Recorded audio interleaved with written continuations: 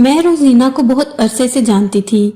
वो मेरी सबसे अच्छी दोस्त थी, लेकिन आजकल वो जो काम कर रही थी वो मेरी समझ से बाहर था। पता नहीं वो ऐसा कैसे कर रही थी।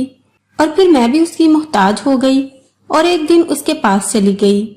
जब उसे अपना मसला बताया तो उसने कहा कि फिक्र नहीं करो, सब कुछ ठीक हो जाएगा। लेकिन उसने मुझे ऐसी बात कही कि मेरे कदमों तले से जमीन निकल गई और मैं अपनी जिंदगी की सबसे बड़ी कश्मकश में फंस गई। लेकिन मुझे कोई ना कोई फैसला जरूर करना था। वो जो चीज मुझसे मांग रही थी वो सिर्फ मेरी थी, मैं किसी और को कैसे दे सकती थी। उसने कहा कि मुझे तुम्हारे शोहर की। मेरा नाम सलमा है। हम लोग एक मोहल्ले में रहते थे और यहाँ पर मोहल्ले वाला ही माहौल था। बचपन से ही मेरी दोस्ती मोहल्ले की लड़कियों से थी।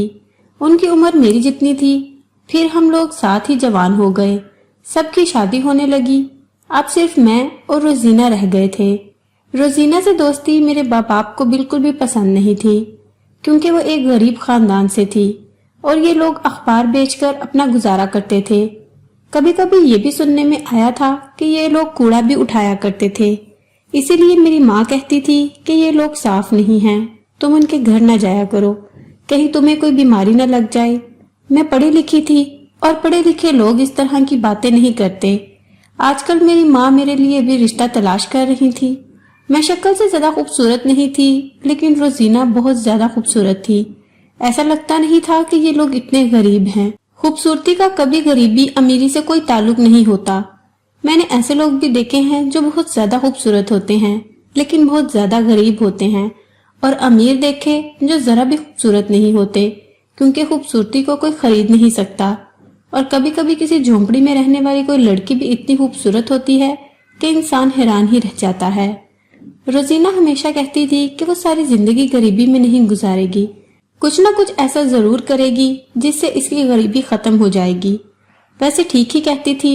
इंसान गरीब पैदा हुआ है इसका मतलब ये नहीं कि वो गरीब मर जाए। वो कहते हैं ना कि अगर आप गरीब पैदा हुए हैं तो ये आपकी किस्मत है, लेकिन अगर आप गरीब मर जाते हैं तो फिर ये आपकी गलती है। लेकिन वो ऐसा क्या कर सकती थी, ये मैं कभी भी समझ नहीं पाई। वो काफी अरसे से पैसे जमा कर रही थी। वो अपने घर वालों को भी पैसे देती थी, लेकिन फिर भी कुछ पैसे वो एक तरफ रखती थी। मैंने इससे पूछा कि इन पैसों से क्या करोगी, तो कहती कि कुछ ऐसा करूंगी कि रातों रात अमीर हो जाऊंगी। लेकिन मुझे पता था कि ऐसा नहीं होने वाला। कोई भी गरीब इंसान हो वो हमेशा यही सोचता है कि एक दिन मैं अमीर हो जाऊंगा, लेकिन इसी तरह उसकी जिंदगी गुजर जाती है और वो इस दुनिया से चला जाता है। मेरे बाबा भी यही कहते थे, लेकिन वो अमीर न बन सके। वैसे तो नहीं जिनके पास बहुत बड़ी गाड़ियां और बंगले होते हैं, लेकिन अल्लाह का शुक्र है हम काफी लोगों से बेहतर थे। मेरे लिए रिश्ता तलाश कर लिया गया था। रिश्ता इसी मोहल्ले से आया था। मेरे घर से 2 गलियां छोड़ के उनका घर था। हमारी बात पक्की हो गई। उन्होंने कहा कि निकाह करके साथ ही रुखसती करवा के ले जाएंगे। मेरे से मेरी मर्जी पूछ ली गई थी। मेरी जिंदगी में कोई भी नहीं था, इसलिए मेरे माँ बाप ने मेरे लिए जो फैसला किया मैंने उसे कबूल कर लिया और मेरी शादी हो गई। लेकिन रोजीना की शादी अभी तक नहीं हुई थी। पता चला था कि उसके लिए भी कोई रिश्ता तलाश किया जा रहा था और फ्रूट बेचने वाले का रिश्ता आया था। उसका कहना था कि मैं किसी फ्रूट बेचने वाले से शादी नहीं करूंगी। उसके माँ बाप ने उसे समझाया कि हम लोग भी तो अखबार बेचने वाले हैं, हमारे घर किसी अफसर या डॉक्टर का रिश्ता नहीं आने वाला। लेकिन रोजीना का कहना था कि उसको अभी शादी नहीं करनी। उसके दिमाग में कुछ और ही चल रहा था। फिर इस बेचारी के साथ बहुत बुरा हुआ। उसके बाबा तो पहले ही बहुत ज्यादा बीमार थे। पहले वो इस दुनिया से चले गए और फिर उसकी अम्मी भी इस दुनिया से चली गईं।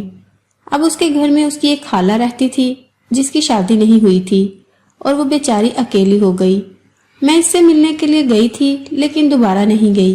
अम्मी अब्बू से तो जिद करके चली जाया करती थी, लेकिन अब नहीं कर सकती थी, इसलिए मैंने जाना खत्म ही कर दिया। मेरे ससुराल वाले भी बड़े अजीब तरह के लोग थे। उन्होंने हमसे झूठ बोला था कि घर उनका अपना है, जबकि घर उनका अपना नहीं था और अब इस घर का मकान मालिक इस घर को बेचना चाहता था। इसलिए मेरी सास ने मोहल्ले में घर देख लिया था जिसको वो किराए पर लेने की बात कर रही थी। जिस घर हम अभी रहते थे ये घर बहुत अच्छा था। मुझे घर पसंद भी था। यहाँ पर मेरा जो कमरा था उसके सामने बालकनी थी। لیکن مکان مالک نے کہا کہ اس نے گھر بیچ دیا ہے۔ میری شادی کو 3 سال ہو گئے اور میری کوئی اولاد نہیں تھی۔ اس گھر میں 3 سال تک رہی تھی۔ اس گھر میں میری کافی ساری یادیں تھیں۔ اللہ کا کرم تھا کہ میرا شوہر اچھا تھا، وہ میرا بہت خیال رکھتا تھا۔ میری ساس بھی کوئی اتنی بری نہیں تھی، لیکن اولاد کی بات پہ اکثر اس کی زبان سے کچھ نہ کچھ نکل جاتا تھا۔ ہم کو یہ گھر چھوڑنا پڑ گیا اور اب ہم جس گھر میں گئے وہ بہت ہی زیادہ برا تھا، لیکن اس کا کرایہ پرانے گھر کے برابر تھا کیونکہ مہنگائی بہت زیادہ بڑھ گئی تھی۔ شوہر کا کہنا تھا کہ کرایہ زیادہ ہو گیا تو مشکل ہو جائے گی، اسی لیے ہمیں ایسا ہی گھر چاہیے جو اس ہی کرائے میں پورا ہو جائے۔ پر یہ گھر بہت ہی زیادہ برا تھا۔ میں نے کہا کہ جس نے بھی وہ گھر خریدا ہے کتنا خوش نصیب ہے۔ میں بھی تو ہمیشہ یہی سوچتی تھی کہ کاش ہمیشہ کے لیے ہی یہ گھر ہمارا ہو جاتا۔ اتنا صاف ستھرا بنا ہوا تھا، اور کچھ دن کے بعد مجھے پتا چل گیا کہ وہ گھر کس نے خریدا ہے تو میرے قدموں تلے سے زمین نکل گئی، کیونکہ وہ گھر کسی اور نے نہیں بلکہ روزینہ نے خریدا تھا۔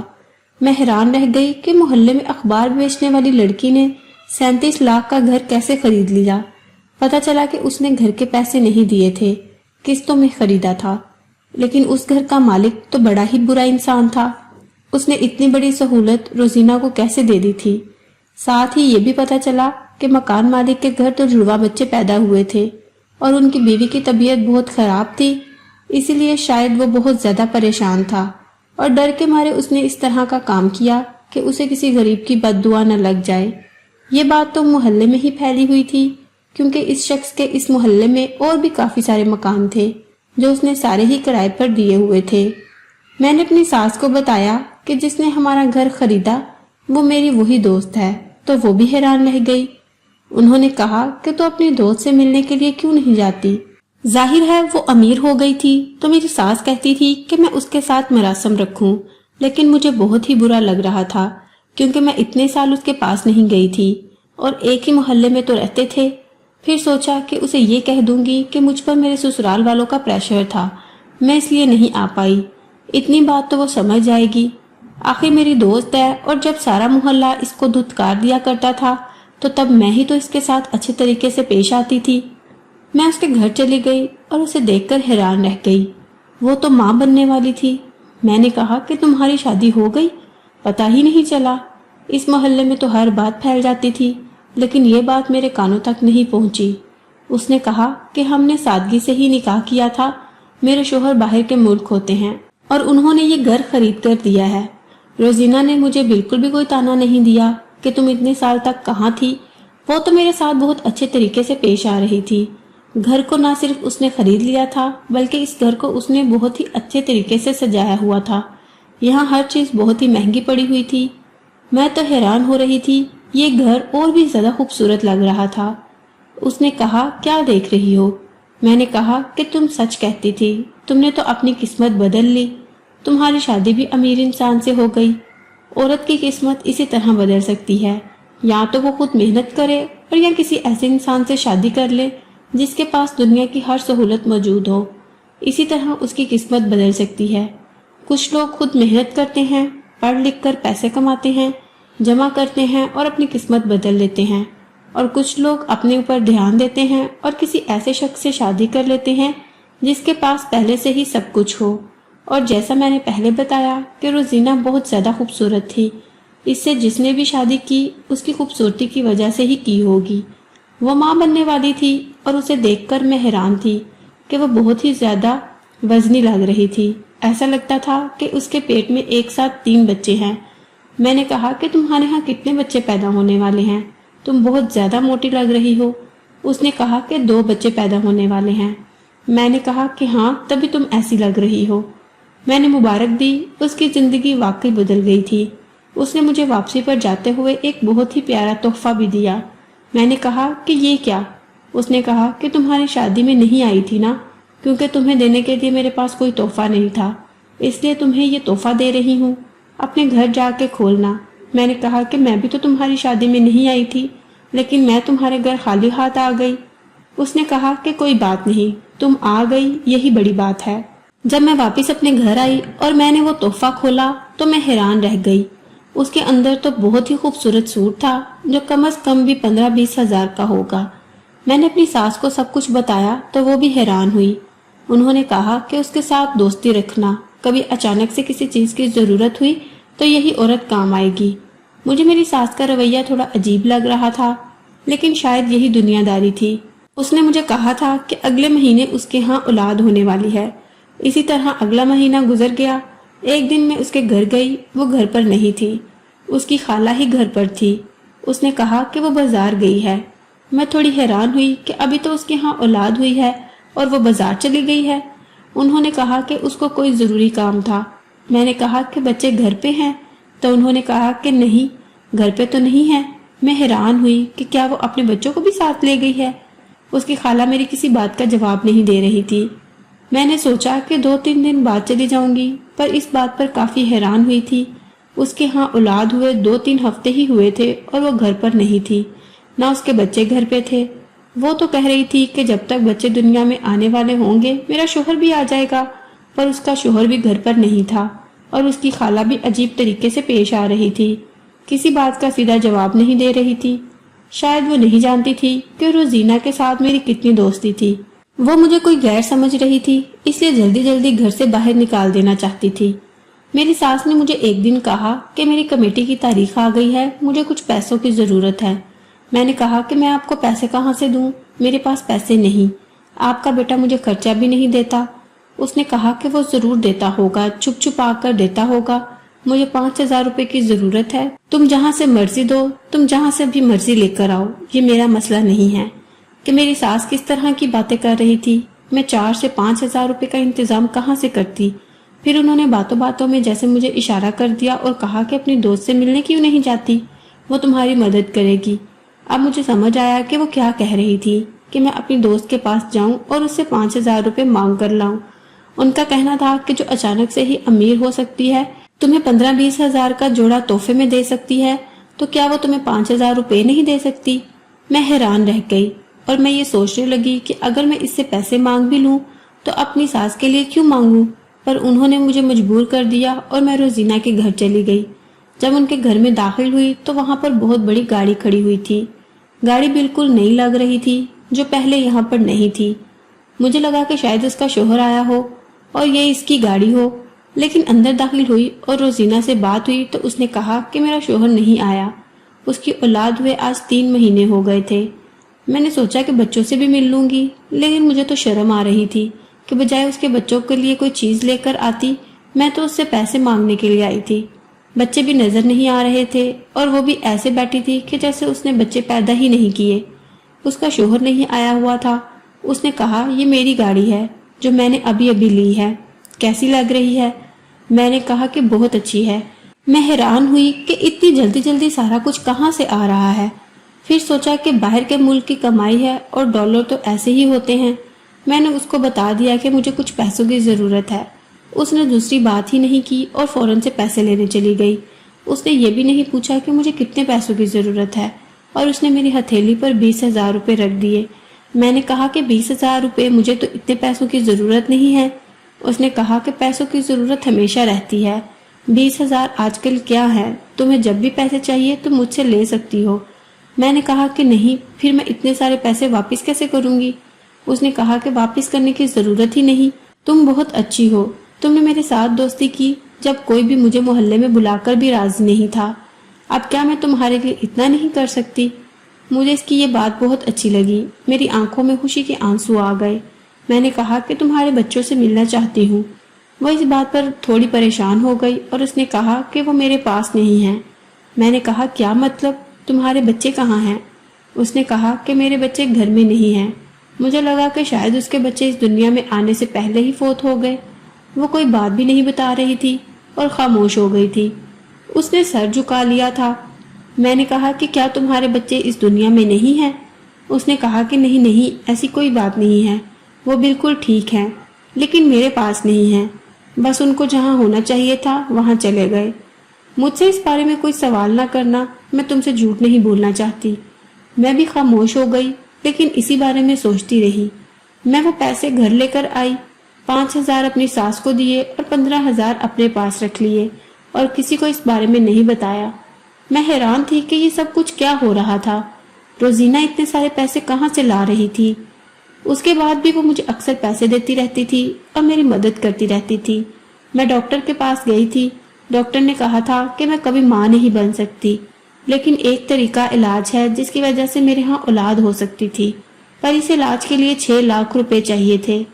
मुझे अभी तक रोजीना तोहफे तहाइफ की मद में काफी सारे पैसे दे चुकी थी। मैंने सोचा कि क्यों ना उसे कहूँ कि वो मुझे पैसे नहीं दे, बस मेरा इलाज करवा दे तो सब कुछ ठीक हो जाएगा और मैं इसको पैसे आहिस्ता आहिस्ता वापस कर दूंगी।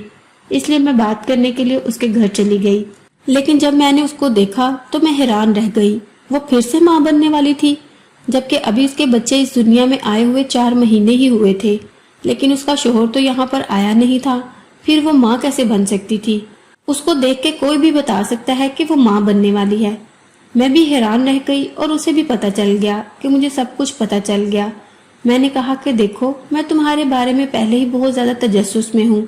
लोग कहते हैं तुमने अपने साथ कुछ किया है, कोई ऑपरेशन करवाया है। मुझे बता दो क्या मसला है तुम्हारा शोहर तो यहाँ पे आया नहीं, फिर ये बच्चे किसके हैं? उसने कहा कि तुम ये बात किसी को नहीं बताना। मुझे ऐसा लगा कि शायद इसका किसी के साथ कोई ताल्लुक है, लेकिन मेरे दिल में ये सवाल भी था कि पहले 2 बच्चे कहाँ हैं। मैं काफी हैरान थी। मैंने उसे कहा, अगर तुम्हारा किसी के साथ कोई ताल्लुक है तो मैं तुम्हारे लिए वैसे भी कुछ नहीं कर सकती, तुम्हारी मदद करने के लिए भी कुछ नहीं कर सकती और तुम्हारे खिलाफ भी कुछ नहीं करूंगी। लेकिन तुमने 2 बच्चे पैदा किए, अगर तुम उन बच्चों में से एक बच्चा मुझे दे देती तो मैं हमेशा तुम्हें दुआ देती। तुम्हें तो पता है कि मेरी शादी को 4 साल होने वाले हैं, लेकिन अभी तक मेरे यहाँ कोई औलाद नहीं है। कम से कम मुझे दे देती। अब मुझे कोई ऐसी बात ना बता देना जो मैं बर्दाश्त ना कर पाऊँ। पता नहीं तुमने उन बच्चों को कहाँ भेज दिया है। रोजीना ने कहा कि मुझे तुम ऐसा समझती हो, मैं तुम्हारी दोस्त हूँ, तो क्या तुम मुझे नहीं जानती? वो बच्चे जहाँ भी हैं वो खैरियत और आफियत से हैं, बल्कि इससे भी ज्यादा अच्छे माहौल में हैं। और अभी जो मेरे पास बच्चा है वो भी किसी नाजायज ताल्लुक की वजह से मेरे पास नहीं आया। मैंने कहा, फिर ये सब कुछ क्या है? तुम्हें पता है सारे मोहल्ले वाले तुम्हारे बारे में अजीबो गरीब किस्म की बातें करते हैं। मेरी सास तो लालची औरत है, लेकिन जब मेरी माँ को पता चला कि मैं फिर से तुम्हारे घर जाने लगी हूँ तो उन्होंने मुझे मना किया। उनका कहना था कि पहले तो वो गरीब थी, लेकिन अब वो अचानक से अमीर हो गई है और न जाने किस तरह से अमीर हुई है, इसलिए तुम उसके घर आना जाना बंद कर दो। ये तो मेरी सास है जो मुझे जबरदस्ती भेज देती है और मैं खुशी खुशी आ जाती हूँ, क्योंकि कम से कम मुझे मना तो नहीं करती। रोजीना ने कहा कि तुम्हें सारी बात बतानी पड़ेगी। तुम तो ना जाने मेरे बारे में क्या सोचती हो, लेकिन ये बात किसी को भी ना बताना। उसका कहना था कि वो लोगों के बच्चे पैदा करके उस काम के पैसे लेती है और एक बच्चा पैदा करने के लाखों रुपए लेती है।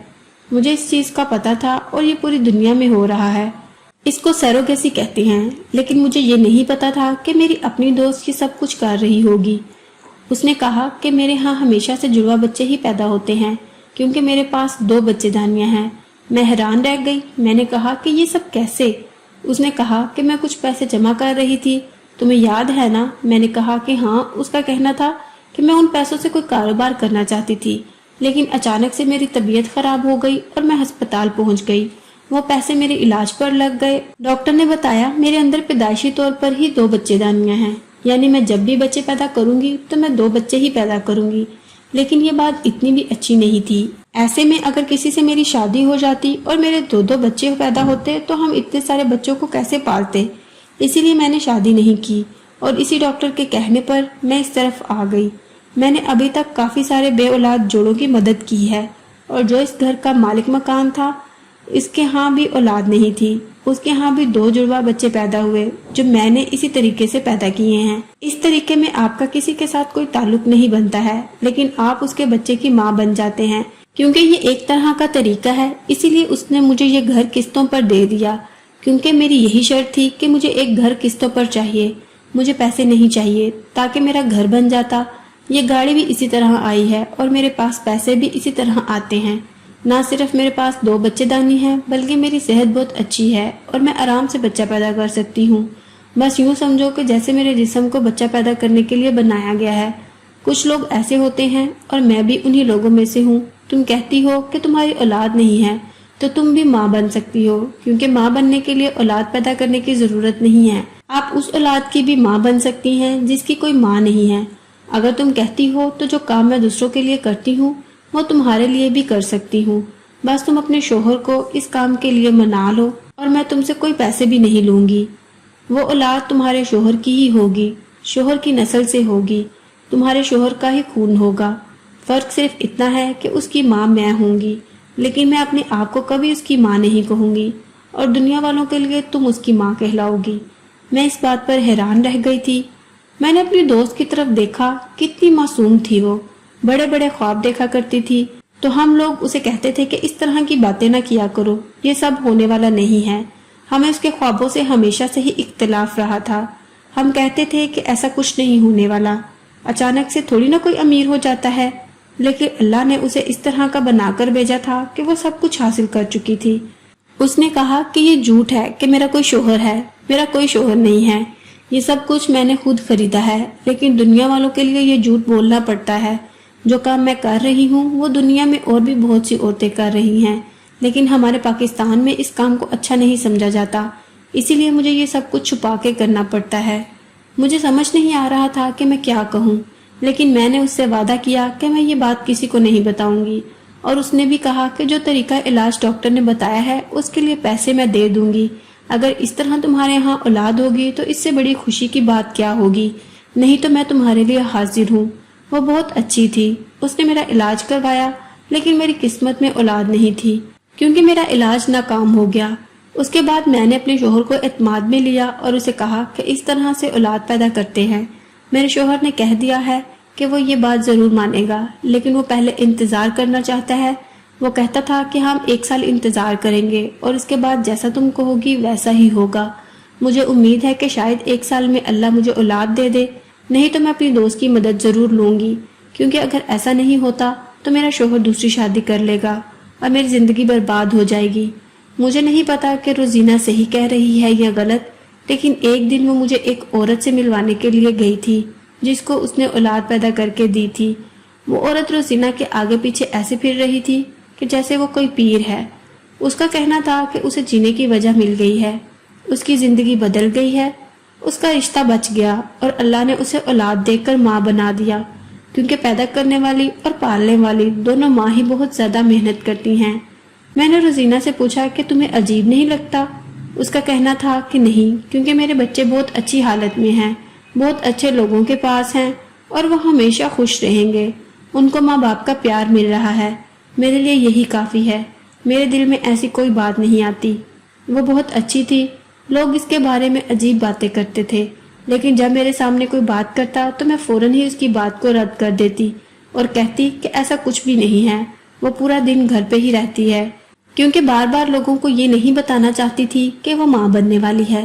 پر میں نے اس سے پوچھا کہ وہ ساری زندگی یہی کرتی رہے گی، تو اس نے کہا کہ نہیں، وہ ایک کاروبار بھی کر رہی ہے، اس کے بعد اسے یہ سب کچھ کرنے کی ضرورت نہیں ہے، وہ کسی سے شادی کر لے گی اور اپنی زندگی گزارے گی۔ اس نے کہا کہ میری ایک شخص سے بات ہو رہی ہے جو کہ پہلے سے ہی کسی اور سے شادی کر چکا ہے، لیکن اس کی بیوی اس دنیا میں نہیں رہی اور مجھ سے بہت زیادہ محبت کرتا ہے، وہ مجھ سے شادی کرنا چاہتا ہے اور میرے بارے میں سب کچھ جانتا ہے۔ مجھے یہ جان کر خوشی ہوئی، میں نے کہا کہ ایسے انسان کو جانے نہیں دینا اور اس سے شادی ضرور کر لینا۔ وہ کہتی ہے کہ وہ ابھی بھی سوچ رہی ہے، کیونکہ اس نے دنیا کا بہت ہی عجیب روپ دیکھا ہے، لیکن میں اسے تسلی دیتی ہوں کہ سب لوگ ایک جیسے نہیں ہوتے اور ایک دن سب کچھ ٹھیک ہو جاتا ہے۔ میں بھی اس کی مدد لینا چاہتی تھی، لیکن اللہ نے کرم کر دیا اور میرے ہاں قدرتی طور پر ہی اولاد پیدا ہو گئی۔ آج میں بہت زیادہ خوش ہوں، میری زندگی میں سب کچھ ٹھیک ہے۔